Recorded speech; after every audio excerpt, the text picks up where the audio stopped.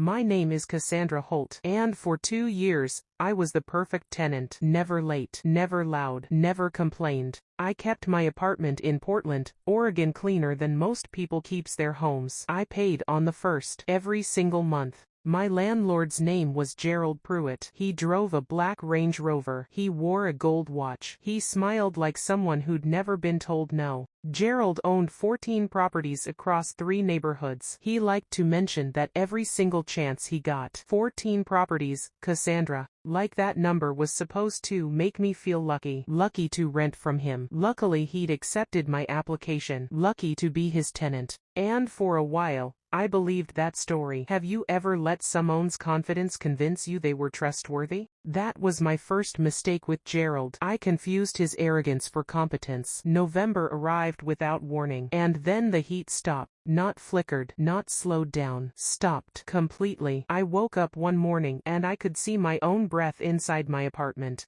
I called Gerald that day. He didn't answer. I texted. He left it unread. I emailed. He replied 3 days later. We're looking into it. 3 days later, in November, I bought a space heater and told myself, it will be fixed soon. It wasn't fixed soon. December came. My heating bill doubled from running that heater around the clock. I reached out again. This time Gerald replied faster. Not to help. To warn me, if you keep sending complaints, I'll have to evaluate whether this tenancy is working out. There it was. He wasn't fixing the problem. He was threatening the person who reported the problem. Some people mistake patience for powerlessness. Gerald made that error with me. I started talking to my neighbors, softly, casually, at the mailbox, in the parking lot, waiting for the elevator, and what I learned changed everything. My neighbor Marcus on the 3rd floor had been dealing with mold for 8 months. Gerald's response: keep your windows open more. The woman below me,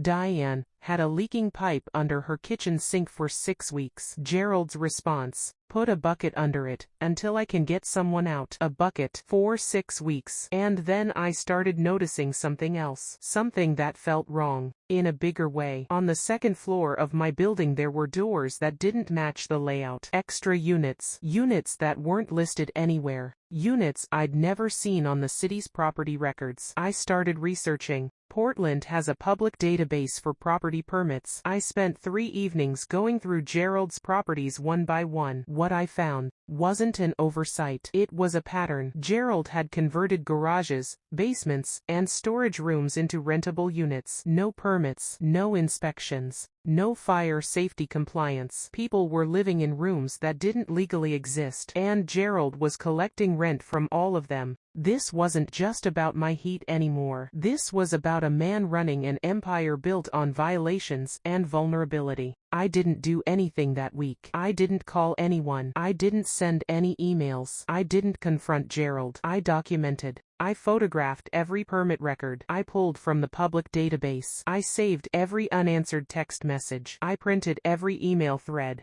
Going back 14 months, I noted the dates my heat had been out, the temperatures inside my unit, my energy bills. I connected with Diane and Marcus. They had their own paper trails, unanswered requests, delayed repairs, threats wrapped in polite language. We weren't sued yet. We were just 3 tenants with documentation. But records like that are the foundation of everything that comes next. Have you ever had to stop reacting and start recording instead? That shift matters, because emotional explosions give people like Gerald ammunition. Quiet records give attorneys something to work with. I found a tenant rights clinic 2 miles from my apartment. I made an appointment and brought every piece of paper I had. The attorney looked at my folder for 11 minutes. Then she looked up and said, "He's exposed on multiple fronts." I nodded. I already knew that. The anonymous tip to Portland's Bureau of Development Services took me 4 minutes to file. I listed the addresses. I described the unpermitted units. I referenced the permit database records by number. I included photographs of exterior modifications that were visible from public sidewalks. I pressed submit, and then I went to bed. The city doesn't move slowly on unpermitted residential units, especially ones with fire egress concerns. Within 10 days, inspectors had visited 6 of Gerald's 14 properties. Within 3 weeks, the violations were posted in public city records. 17 unpermitted units.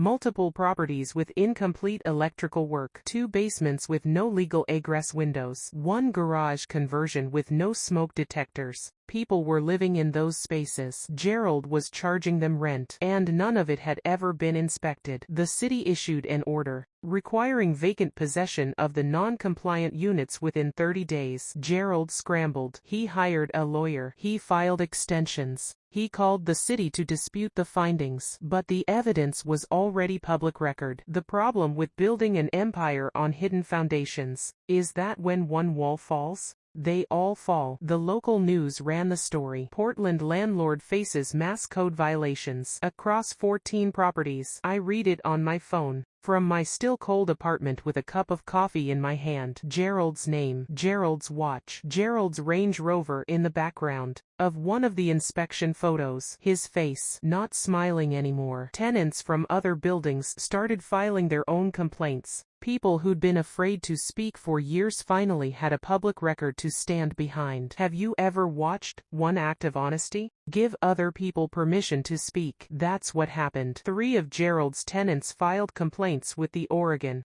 Bureau of Labor and Industries for habitability violations. Diane joined them. Marcus joined them. I joined them. Gerald's bank placed 2 of his properties under closer scrutiny after the code violations became public. His property manager quit. His contractor stopped returning calls. His reputation in 3 neighborhoods collapsed in 6 weeks. He wasn't a savvy investor anymore. He was the landlord who'd endangered his tenants and hidden it behind a gold watch and a Range Rover. People who depend on silence are always surprised when it ends. I moved out in March. Clean record. Full deposit returned. No dispute. Gerald's attorney strongly encouraged that outcome. I found a new apartment in a building managed by an actual property management company, with permits on file, with a responsive maintenance line, with heat that worked in November. The first night in that apartment, I slept without any heater running. It sounds small. It wasn't small. There's something profound about safety you took for granted until someone removed it. I didn't win because I was loud. I won because I was careful, patient, and willing to use the tools that already existed. I stopped waiting for Gerald to do the right thing. I started trusting the systems that existed for exactly this situation. Exploitation doesn't announce itself. It settles in slowly. A delayed repair, an ignored message, a quiet threat. And then one day you're cold in your own home, and someone is telling you to be grateful you have a home at all. Being a good tenant doesn't protect you from a bad landlord, but documentation does. Research does. Tenant rights clinics do. City permit databases that are open to the public absolutely do. If you've ever felt powerless inside a home that didn't feel like yours, share that below. Because somebody reading this might still be sitting in the cold, thinking they have no options. They do. And the path forward rarely requires a single confrontation.